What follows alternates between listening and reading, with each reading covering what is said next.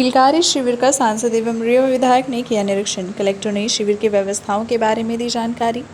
जिला अस्पताल में किलकारी अभियान के तहत हाई रिस्क गर्भवती महिलाओं के स्वास्थ्य रक्षा तथा खून चढ़ाने के लिए विकास खंडवार शिविर लगाए जा रहे हैं। किलकारी शिविर का आज सांसद जनार्दन मिश्र एवं पूर्व मंत्री व रीवा विधायक राजेंद्र शुक्ल ने निरीक्षण किया तथा महिलाओं से शिविर की व्यवस्थाओं व उपचार सुविधाओं के विषय में जानकारी ली। इस अवसर पर कलेक्टर मनोज पुष्प ने किलकारी शिविर के बारे में सांसद एवं रीवा विधायक को विस्तार से जानकारी दी। इस अवसर पर पूर्व मंत्री एवं रीवा विधायक श्री शुक्ल ने कहा कि कलेक्टर के प्रयास से रीवा में यह नवाचार किया गया जो प्रशंसनीय है, जिसमें गरीब एवं गर्भवती महिलाओं की जांच की जा रही है। आवश्यक होने पर उन्हें खून चढ़ाया जा रहा है। गंभीर एनीमिक महिलाओं को भर्ती कर उनका समुचित उपचार किया जा रहा है। श्री शुक्ल ने कहा कि गत दिनों रीवा में रक्तदान शिविर में प्राप्त रक्त इन महिलाओं की जीवन रक्षा में काम आ रहा है। उन्होंने कहा कि गर्भवती महिलाओं की स्वास्थ्य हर हाल में की जाए और उनका हेल्थ कार्य बनाए रखने। किसी भी स्थिति में कोई गर्भवती महिला बिना जांच एवं उपचार के वापस न जाए। सांसद एवं रीवा परीक्षण का निरीक्षण किया।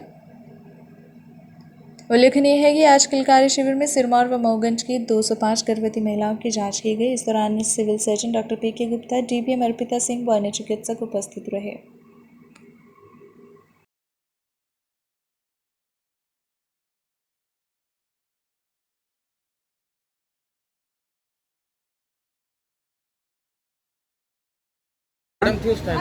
बच्चे को ठीक से जन्म नहीं दे पाती हैं और बच्चे भी कमज़ोर होते हैं यदि उनमें खून की कमी है।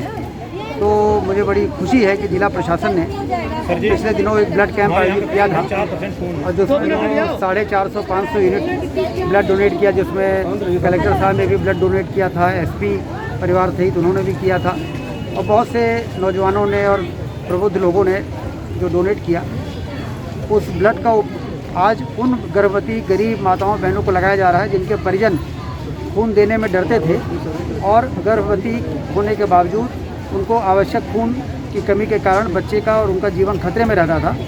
उन लोगों को आइडेंटिफाई करके हर जनपदों से लाके और आज यहाँ पर जिस तरह से हमारे स्वास्थ्य के अमला पूरा लगा हुआ है और उनको ब्लड चढ़ाने का काम, सोनोग्राफी की जाँचें हो रही हैं, तमाम तरह की खून की जाँचें हो रही हैं। तो ये एक बहुत ही महत्वपूर्ण जो कैंप है उसके कारण आज यहाँ पे आपको इतनी ज़्यादा माताएं बहनें दिखाई दे रही हैं और एक बहुत ही अच्छा ये नवाचार है कि हम कैसे इस प्रकार के ज़रूरतमंद मरीजों को लाएं और उनका इलाज करें। यहाँ पर बहुत सी आशा कार्यकर्ताएं बहनें अपनी समस्याओं को लेकर इकट्ठा हुई हैं। इनकी कुछ मांगे हैं, कुछ प्रॉब्लम जाती है, इनको सम्मान नहीं मिलता, अपमानित किया जाता है डॉक्टरों द्वारा। इस पर इसका कैसे सुधार होगा? इस पर ये अभी कलेक्टर साहब ने इनके बातों को सुन लिया है और जहाँ कहीं भी, क्योंकि सम्मान तो समाज में रहने वाले हर व्यक्ति को देना और प्राप्त करना उनका मौलिक अधिकार है और हमारी आशा कार्यकर्ता बहनें तो बहुत मेहनत करती हैं। 1000 के पॉपुलेशन में एक आशा कार्यकर्ता यदि मेहनत नहीं की होती तो आज यहाँ पर इतने गरीब माताएं बहनें गर्भवती जो हैं उनका आज यहाँ पर इलाज नहीं हो पा रहा होता। तो इसलिए इनके सम्मान में कोई कमी नहीं आएगी। इनकी मेहनत का पारिश्रमिक नहीं मिल पाता, इनकी ये भी शिकायत है। वो उस पर नोट कर लिया है। देखते हैं कि क्या पहले कैसा था और अभी क्यों कमी आ गई है, क्या ठीक हो सकता है, उस पर हम लोग विचार करेंगे। गर्भवती माताओं को बेहतर स्वास्थ्य सुविधाओं देने के लिए एक किलकारी अभियान की शुरुआत की गई है और पिछले 4 दिनों से डिफरेंट ब्लॉक्स की गर्भवती माताएं यहाँ आ रही हैं। उनका हर तरह के टेस्ट किए जा रहे हैं, सोनोग्राफी किया जा रहा है और आवश्यकता है तो ब्लड ट्रांसफ्यूज़न भी किया जा रहा है। हम लोगों की ये कोशिश है कि ज़िले की जितनी भी हाई रिस्क गर्भवती माताएं हैं उन सबको एक बार ज़िला अस्पताल में चेकअप करा दिया जाए, उनके सारे इन्वेस्टिगेशन हो जाए और आवश्यकता अनुसार उनको सारी सुविधाएं प्रदान की जाए ताकि वो एक स्वस्थ शिशु को जन्म दें और उसमें कोई तकलीफ नहीं हो। हमारा ये अभियान जो है वो बच्चे के जन्म के बाद उसके टीकाकरण होने तक चलेगा और ये कोशिश होगी कि पूरे ज़िले में इस तरह का एक वातावरण बनाया जाए कि हर गर्भवती माता की जो भी तकलीफ़ है उसको दूर किया जाए। गर्भवती माताएं कुछ ऐसे गरीब परिवार की भी हैं, यहाँ पर आई हुई हैं, जो बोली हमको भोजन भी नसीब नहीं होता, हम गोली खाकर क्या करें। वो महिलाएं कह रही हैं, उनके लिए क्या व्यवस्था ऐसी है सरकार की तरफ से? सरकार की तरफ से हर तरह की व्यवस्थाएं हैं। जो गर्भवती माताएं हैं उनके लिए THR की व्यवस्था है और उन अगर ऐसे कोई लोग हैं तो उनको हम ये काउंसिल भी करेंगे कि उनके आंगनवाड़ी केंद्रों पर उनको टेक होम राशन मिलेगा, वो भी उसको ले सकते हैं। और इन जनरल बात करने की जगह अगर कोई ऑब्जेक्टिव बात बताई जाएगी तो जिला प्रशासन माताओं के और कुपोषण उनको यहाँ गर्भवती माताओं को वार्ड से लाया जाता है। यहाँ जिनको हीमोग्लोबिन कम है 2% 3% से कम है, आयरन चढ़ रहा है, खून भी चढ़ रहा है, उनकी जांच हो रही है सभी, और सोनोग्राफी भी हो रही है, सब हो रहा है। कितनी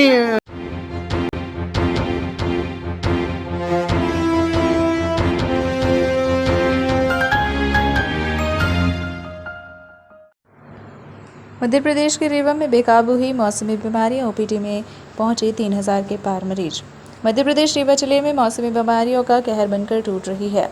हालत यह है कि सरकारी अस्पतालों में मरीज का मेला लगा हुआ है और प्रतिदिन बड़ी संख्या में मरीज इलाज के लिए अस्पताल पहुंच रहे हैं। जिले में मौसमी बीमारियों में सबसे ज़्यादा वायरल फीवर, मलेरिया, टाइफाइड बीमारियां सामने आ रही हैं। इसके अतिरिक्त दूषित पानी का सेवन करने से डायरिया के मरीज भी ज़्यादा संख्या में मरीज अस्पताल पहुंच रहे हैं। मौसमी बीमारियों के कहर का अंदाज़ा इसी बात से लगाया जा सकता है कि अस्पताल की ओपीडी में 3000 के पार मरीज पहुंच गए। वहीं सबसे ज़्यादा भीड़ मेडिसिन और बच्चा वार्ड में देखने को मिल रही है। बड़ी संख्या में बच्चे भी मौसमी बीमारियों की चपेट में आ रहे हैं व लगातार बढ़ रही मरीजों की संख्या से अस्पताल की व्यवस्था भी चरमरा रही है। हालांकि अस्पताल प्रशासन ने काफ़ी संख्या में चिकित्सक आउटडोर में लगाए हैं जो मरीजों के उपचार कर रहे हैं। मरीजों की काफ़ी भीड़ देखने को मिले, किस तरह के मरीज आ रहे हैं? ये अस्पताल में इस समय ओपीडी में अपनी बहुत ज़्यादा मरीजों की भीड़ है। करीब 2500 से 3000 मरीज हमारे यहाँ आ रहे हैं। ये मौसमी बीमारियाँ बहुत ज़्यादा होती हैं। इसमें बारिश के कारण मच्छरों का भी प्रकोप बहुत ज़्यादा हो जाता है, वायरल डिजीज़ का भी ये सीज़न है, और वाटर बॉर्न डिजीज़ माने पानी की गंदगी के कारण भी बीमारियाँ होती हैं। तो इससे सब मिला करके काफ़ी बीमारियाँ हो जाती हैं। कितने मरीज आ रहे हैं सब प्रतिदिन? लगभग 2500 से 3000। ज़्यादा किस बीमारी से पीड़ित हैं? अब ये सीजनल बीमारियां जो वायरल कहलाती हैं, वायरल फीवर और malaria plus typhoid, water borne disease, diarrhoea, dysentery, ये सब इस तरह से मिला के काफ़ी बीमारियां हैं।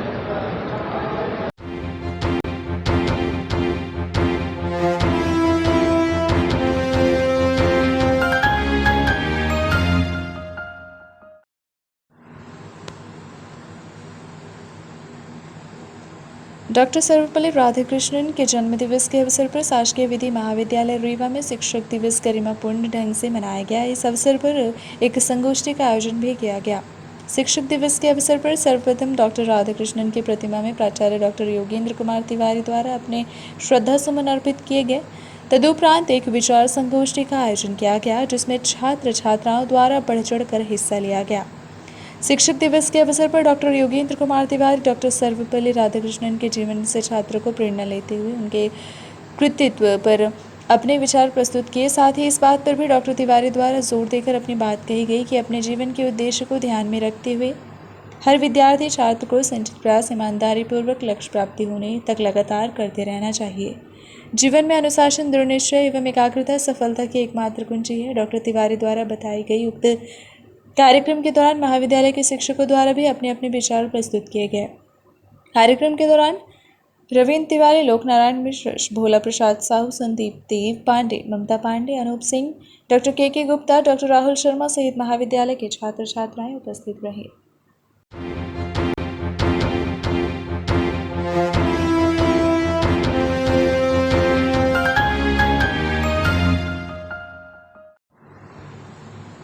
वार्ड नंबर 24 कमसरियत मोहल्ले में सुअरों में फैली बीमारी को पकड़वाने व मोहल्ले में सुविधाओं के संबंध में आम आदमी पार्टी ने महापौर को सौंपा ज्ञापन देते हुए आम आदमी पार्टी द्वारा बताया गया कि वार्ड 24 कमसरियत मोहल्ले में सुअरों में 8 से 10 सुअर का आतंक है। 24 घंटे मोहल्ले में सुअरों का बसेरा रहता है। इस समय सुअरों में फैली गंभीर बीमारी से मोहल्लेवासी दहशत में हैं, जो कि काफ़ी घनी आबादी वाला क्षेत्र है। मोहल्लों के खंभे की स्ट्रीट लाइट विगत कई महीनों से बंद पड़ी है। पीने का पानी के सप्लाई लाइन जगह जगह से फूटी है, जिसके कारण नाले का पानी सप्लाई के पाइपलाइन में चला जाता है व मोहल्लेवासी दूषित पानी पीने को मजबूर हैं। मोहल्ले में गंदगी बनी रहती है और सफाई कर्मी कभी कभी आते हैं, नाली की सफाई अच्छे से नहीं करते हैं। रोड के ऊपर से नाले का पानी बहता रहता है व बरसात में लोगों के घरों में पानी घुस जाता है। वार्ड 24 कमसरियत मोहल्ले में मोहल्लेवासियों की परेशानियों को ध्यान में रखते हुए निराकरण करवाने की मांग की है। 1 मिनट में पता है आज ये किन मांगों को लेकर नगर निगम घेराव करने पहुंचे हैं? आज ये हम लोग वार्ड नंबर 24 कमसरियत एक जो मोहल्ला है, हमारे पार्षद प्रत्याशी शब्बीर खान जी वहाँ से चुनाव लड़े थे और जहाँ से नगर निगम के अध्यक्ष बीजेपी नेता वेंकटेश पांडे जी जिस वार्ड से पार्षद चुन के आज नगर निगम अध्यक्ष की कुर्सी में है, आज उस वार्ड के लोग अपने आप को अनाथ जैसा महसूस कर रहे हैं। जिस तरह से सुअरों का आतंक, जिस तरह से वो बीमारी स्वाइन फ्लू फैला हुआ है पूरे रीवा शहर से लेकर गांव में, आज भी नगर निगम के अध्यक्ष के वार्ड होने के बावजूद भी वहां पर डेली सुअर घर पे घुस रहे हैं और वहां की स्थिति लोगों की जानवरों से ज़्यादा बदतर हो चुकी है।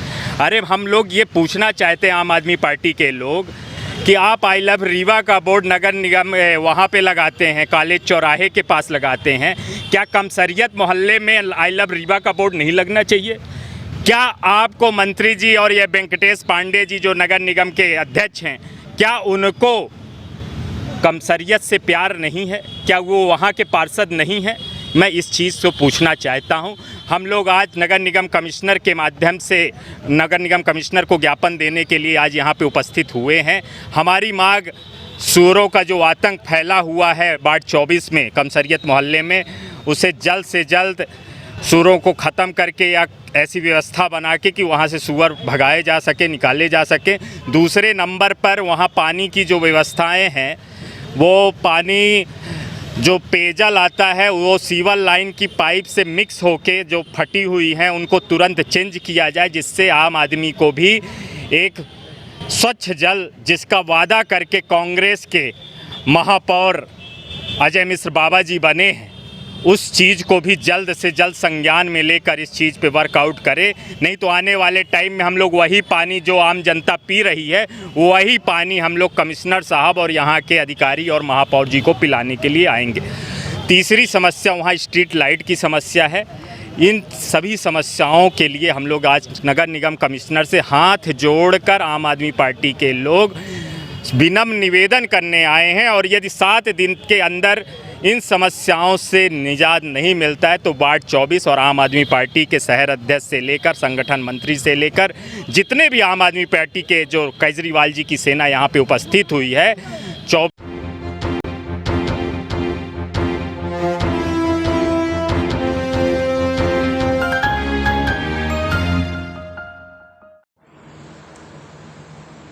एक ट्रक, एक ऑटो बिना परमिट जब्त और 6 बसों पर चालानी कार्यवाही। परिवहन सुरक्षा स्क्वाड प्रभारी रीवा द्वारा रीवा आरटीओ मनीष त्रिपाठी के साथ मिलकर सिमरिया में चेकिंग अभियान चलाया गया। चेकिंग अभियान के दौरान बसों में किराया सूची के लिए विशेष चेकिंग की गई, जिसमें सिमरिया से सतना, सिमरिया से रीवा और सिमरिया से सिरमौर रोड पर चलने वाली बसों की चेकिंग की गई।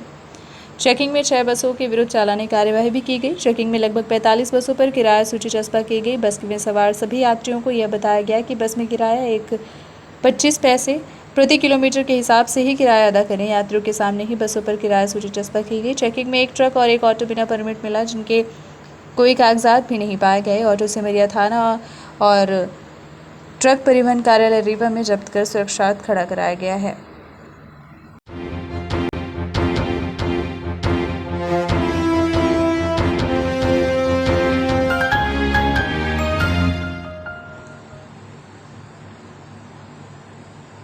पुलिस कंट्रोल रूम में पुलिस अधीक्षक नवनीत भसीन, जिले के ऑल थाना प्रभारी एवं सभी थानों से संबंधित जिले के चौकी प्रभारी को बुलाकर ली बैठक में सभी थाना प्रभारियों को उनके थाने क्षेत्र के अपराधों की समीक्षा की एवं जिले में बढ़ रहे अपराधों की गहन चर्चा की। जिस जिले में अपराधियों के घर बने हैं और घरों को नेस्तनाबूद करने का भी यहाँ पर थाना प्रभारी ने पुलिस अधीक्षक ने थाना प्रभारियों को निर्देश किए हैं। ऐसे अपराधियों को चिन्हित करने के लिए कहा है जिन पर कई गंभीर अपराध एवं आदतन अपराधियों को उन्हें पकड़े और कार्यवाही करने की भी पुलिस कप्तान ने साफ निर्देश दिए हैं। अपराधियों को बख्शा नहीं जाए और इन पर कठोर से कठोर कार्यवाही की जाए, जिससे आम जनता को इससे लाभ मिले और भय मुक्त अमन चैन वातावरण बना रहे। चौकी प्रभारी थाना प्रभारियों को बुलाकर एवं चौकी प्रभारी एसडीओ समेत एसडीओ एवं सभी चौकी प्रभारी को बुलाकर बैठक ली गई। जिले भर से यहाँ पर थाना प्रभारी को बुलाकर क्राइम मीटिंग ली गई। क्या दिशा निर्देश दिया गया थाना प्रभारियों को? जैसा कि आपने देखा, कल हमारी रीवा पुलिस टीम ने काफ़ी अच्छा काम किया है। लगातार इन लोगों ने होमवर्क किया और सुबह से 4 बजे से इनके पूरी टीम के लोग दौड़ते रहे, मेहनत करते रहे। इसका परिणाम ये रहा कि हमने दिन भर में 200 वारंटी एक दिन के अंदर गिरफ्तार किए हैं। इसका बहुत अच्छा इम्पैक्ट किया है, अच्छा मैसेज जा रहा है। अब हमारा टारगेट है कि ऐसे जो भी अन्य अपराधी हैं जिनके कारण ऐसा लगता है कि क्षेत्र में कोई भी दहशत है या कोई समस्या है, उनके विरुद्ध और कठोर कार्रवाई की जाए। उनके पास अगर कोई ऐसी प्रॉपर्टी है जो उन्होंने कब्जा की है, कोई ऐसी जगहों पर उन लोगों ने अतिक्रमण कर रखा है, तो उसकी चर्चा करके जिला प्रशासन के सहयोग से उनके विरोध में भी हम लोग अन्य कार्रवाई भी प्रस्तावित कर रहे हैं। घरों को नष्ट नाबूद किया जाएगा अपराधियों के। पहले हम चिन्हित कर रहे हैं कुछ लोग ऐसे जिनके ऊपर कई अपराध दर्ज हैं। उसके पश्चात हम जिला प्रशासन के साथ बैठकर संबंधित एसडीएम तहसीलदार साहब उसका चार्ट निकालेंगे, पूरा होमवर्क करेंगे। उसके पश्चात ऐसी कार्रवाई अमल में लाई जाएगी। चौकी प्रभारियों को भी बुलाया गया था, ऑल चौकी प्रभारियों को। चौकी प्रभारी आज इसलिए आए थे कि उनके क्षेत्र में जो चमस्या हैं उस पर भी चर्चा कर ली जाए, और उनके यहाँ जो भी फरार लोग हैं जिन पर इनाम घोषित है, जिनको पकड़ने के लिए अन्य वाहन की आवश्यकता है, जिनको और फोर्स चाहिए, उन पर चर्चा करने के लिए बुलाया गया था।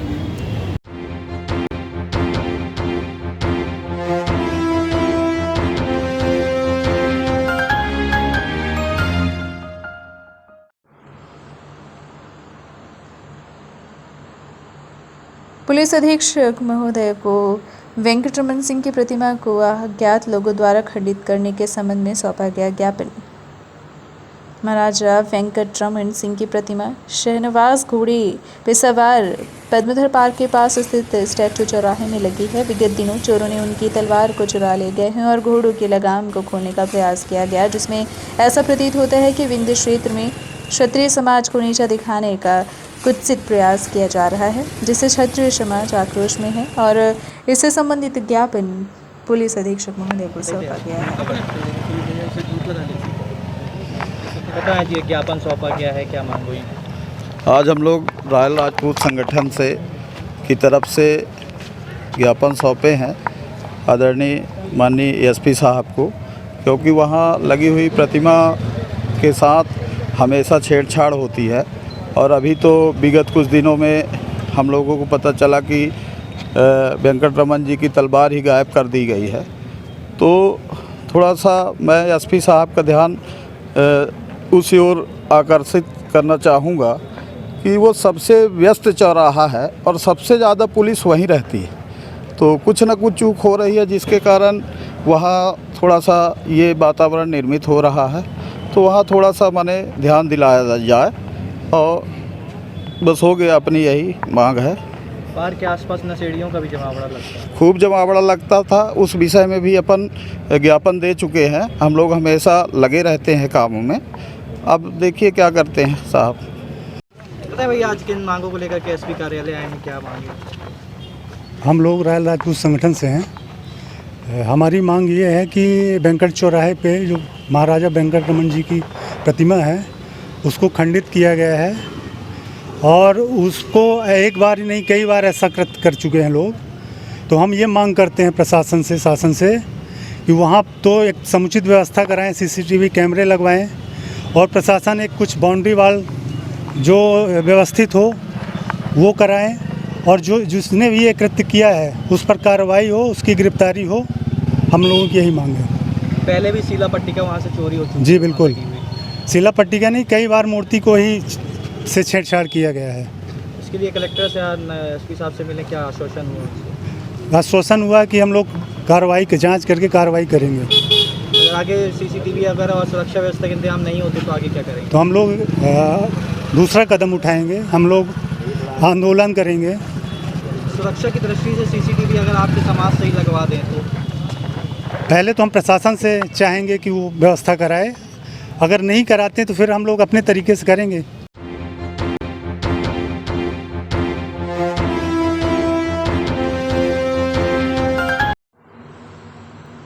जिले को व्यापारिक एवं आर्थिक गतिविधि का केंद्र बनाने के प्रयास प्राथमिकता से किए जा रहे हैं। यह बात सांसद जनार्दन मिश्र ने कही। खेती को लाभ के साथ रोजगार का माध्यम बनाएं, यह बात बैठक में पूर्व मंत्री एवं रेवा विधायक राजेंद्र शुक्ल ने कही। एपीडा की संभाग स्तरीय कार्यशाला संपन्न हुई। जिला व्यापार एवं उद्योग केंद्र तथा कृषि और प्रसंस्कृति खाद्य उत्पाद निर्यात विकास प्राधिकरण एपीडा के संयुक्त तत्वावधान में संभाग स्तरीय कार्यशाला में कृषि एवं उद्यानिकी उत्पादों के निर्यात के साथ ही जिले में बढ़ते चावल के उत्पाद को निर्यात किए जाने की संभावनाओं पर व्यापक विचार विमर्श किया गया।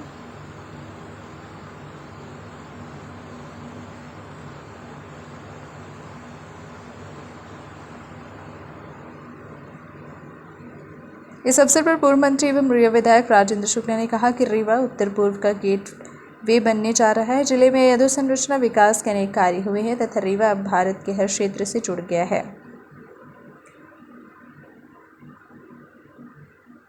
इससे पूर्व अपने स्वागत उद्बोधन में यूवी तिवारी महाप्रबंधक उद्योग ने बताया कि यह कार्यशाला चावल वाने कृषि उत्पादों के साथ बागवानी, बेकरी तथा कन्फेक्शनरी डेयरी उत्पाद के निर्यात में सहायक होगी। उन्होंने बताया कि देश में चावल निर्यात के मामले में 40% से साथ मध्य प्रदेश अग्रणी राज्य है। उन्होंने अन्य उत्पादों के निर्यात की संभावनाओं पर भी चर्चा की। क्षेत्रीय कार्यालय भोपाल के अशोक कुमार बोरा एवं चावल निर्यातक आयुष गोयल रायपुर ने भी अपने विचार व्यक्त किए तथा चावल निर्यातक प्रक्रिया की वित्तीय सहायता एवं अवसर के बारे में बताया। साईनाथ इंटरनेशनल के कमलेश पटेल ने विंध्य में निर्यात की चुनौतियों तथा चितरंजन देशना ने कॉन्ट्रैक्ट्स फार्मिंग के विषय में जानकारी दी। फूड प्रोसेसिंग बिजनेस एवं निर्यात संभावनाओं के बारे में सी अनिरुद्ध ने विस्तार से बताया। इस अवसर पर रीवा एवं सतना जिले के चावल निर्माता, उद्यमी, खाद्य उत्पादक एवं किसान उपस्थित रहे। कार्यशाला में विभागीय अधिकारियों सहित सीए प्रशांत जैन तथा उद्योग केंद्र के अधिकारी कर्मचारी भी उपस्थित रहे।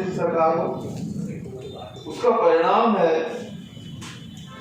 कि आज हम रीवा में एक रीवा वो कि जहाँ जिसके बारे में नकारात्मकता फैली हुई थी कि यहाँ काम नहीं हो सकता, यहाँ काम करना बेकार है, यहाँ अधिकारी आना नहीं चाहता, कर्मचारी आना नहीं चाहता, नेता यहाँ का काम करना नहीं चाहता। आज इसका इन 15, 16, 17, 18 वर्षों का परिणाम है कि आज हम रीवा से निर्यात कैसे हो उस स्टेज पर पहुंचे हैं।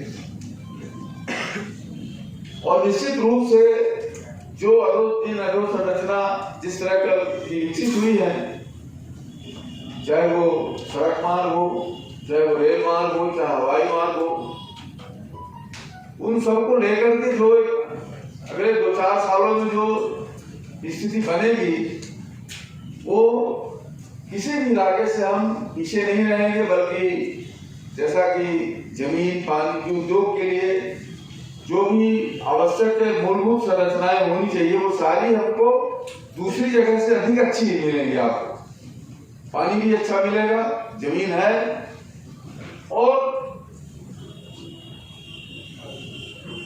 सड़कें, रेल और हवाई जहाज भी आपको मिलेंगे।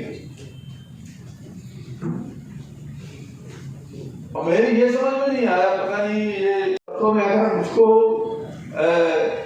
समय रहा ईश्वर ने दिया तो 5-7 वर्षों के अंदर आराम से दुगुना मुनगा यहाँ उत्पादन होगा। और मुनगा की खेती आम से बड़ी सस्ती खेती है, सरल खेती है। अभी तो केवल उसको कहीं खाने के लिए लोग लगा रहे हैं, पर कुपोषण की बात करने के लिए उसकी बात को बार बार फैलाने का प्रयास कर रहे हैं। 3-4 लाख पौधे मुनगा के इस वर्ष तैयार हैं, कुछ 2.25 लाख के लगभग वितरित हुए हैं, कुछ और वितरित होंगे। और अगर हर किसान ने 10-10, 20-20 पेड़ अपनी मेड़ में, अपनी कुलिया में लगा लिया तो वो आम से 2-4 गुना पैदावार उसकी अपने आप बढ़ जाए। कि अटल जी और मुशर्रफ की जो 30 वार्ता आगरा में होनी थी वो फेल हो गई, लेकिन पता नहीं चला कि क्यों फेल हुई। तो उसके बारे में वल्लभ भवन के अधिकारी कहते हैं कि मुशर्रफ ने अटल जी से कहा कि मुझको कश्मीर चाहिए। अटल जी ने कहा कि हाँ कश्मीर हम दे देंगे आपको, लेकिन रीवा के कर्मचारियों और नेताओं को भी आप ले लो। तो मुशर्रफ ने कहा कि नहीं, आप तो अटल जी कश्मीर लिए रहिए, हमको ये हमारे रीवा के बारे में धारणा थी। 2014 में केंद्र में जब नई सरकार बनी तो ये चीज हमको मतलब अंदर से चुभती है, इसलिए इस बात को बोल देता हूं। 2014 में जब केंद्र में सरकार बनी और ये पता चला हम लोगों को कि रेलवे प्रोजेक्ट्स को लेकर के कोई पैकेज देने वाली है केंद्र सरकार, कुछ आइडेंटिफाई करने वाली कुछ प्रोजेक्ट्स को कि उनको विशेष रूप से प्राथमिकता देकर के पूरा किया जाए। तो नागौद के सांसद नागेंद्र सिंह जी थे खजुराहो वाले, खजुराहो के सांसद आदरणीय गणेश सिंह जी थे सतना से, रिद्धि पाठक जी थी सीधी से, रीवा से हम लोग चारों लोग रेलवे बोर्ड के चेयरमैन, रेल मंत्री और प्रधानमंत्री से मांग की कि हमारा साहब 56 से ये वादा था मध्य प्रदेश का और ये अभी तक पूरा नहीं हुआ और इतना पैसा इसमें लग चुका है, इसको आप विशेष जुड़े हुए लोग बताएंगे कि धान तो रीवा से उठ करके उड़ के जाता नहीं है, धान तो कोई न कोई उठाता है, यहाँ से उठा के ले जाकर के कहीं दूसरी जगह प्रोसेसिंग करता, फिर वो ले जाकर के दूसरे देश में कहीं भेजता है। तो खर्चा तो वही, चाहे आप ट्रक से ले जाते हो तो ट्रक तो वो खर्चा तो जुड़ता है, खर्चा चाहिए यहाँ से तो दूसरी जगह पहुँचाने वाले के खाते में आता हो, निर्यातक के खाते में आता हो, पर खर्च तो कुल मिलाकर के देश का उतना ही लग रहा है जितना लगना, चाहे यहाँ बनाओ आप चाहे वहां बनाओ। तो अगर आप यहाँ बनाएंगे, यहाँ से शुरुआत करेंगे तो निश्चित रूप से आपको क्वालिटी मिलेगी। जैसा कलेक्टर साहब कह रहे थे कि हमने तो यहाँ से भेज दिया पर सुन नहीं आया,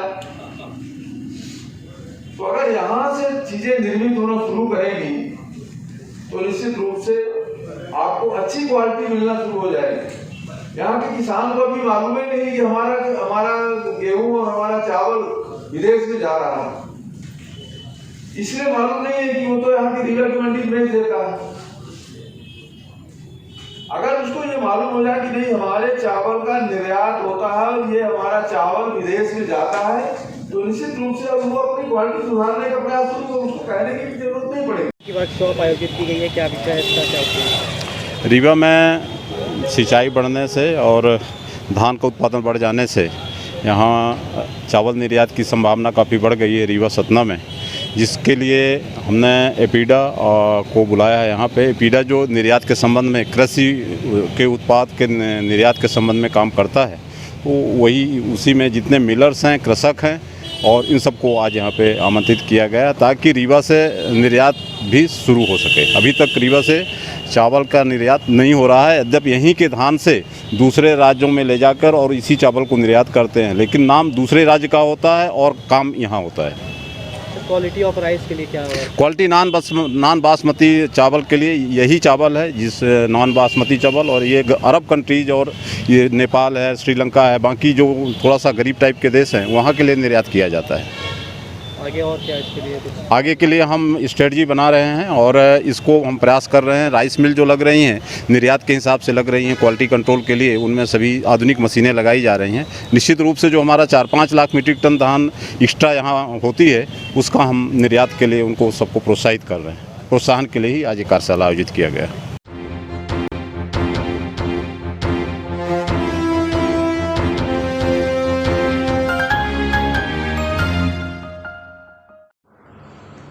शिक्षक दिवस पर डीहिया विद्यालय में शिक्षकों का किया गया सम्मान। शिक्षक दिवस के अवसर पर शासकीय उच्च माध्यमिक विद्यालय डीहिया रीवा में लॉयंस क्लब रीवा द्वारा आयोजित शिक्षकों के सम्मान समारोह में मुख्यमंत्री जन कल्याणकारी योजना प्रचार प्रसार अभियान मध्य प्रदेश के प्रदेश उपाध्यक्ष एवं रीवा तथा शहडोल संभाग के प्रभारी इंजीनियर अनिल प्रताप सिंह बतौर मुख्य अतिथि उपस्थित रहे।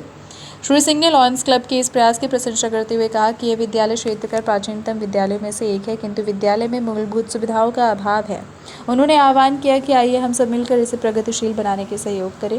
लॉयंस क्लब रीवा द्वारा विद्यालय के प्राचार्य, प्रधानाध्यापक समेत 9 शिक्षक शिक्षिकाओं का सम्मान किया गया। वहीं 75 छात्र छात्राओं को कॉपियाँ एवं मिठाई वितरित की गई। लॉयंस क्लब अध्यक्ष इंजीनियर आर.के. सिंह एवं अन्य पदाधिकारियों द्वारा इंजीनियर अनिल प्रताप सिंह का शॉल, श्रीफल व मोमेंटो देकर सम्मान किया गया।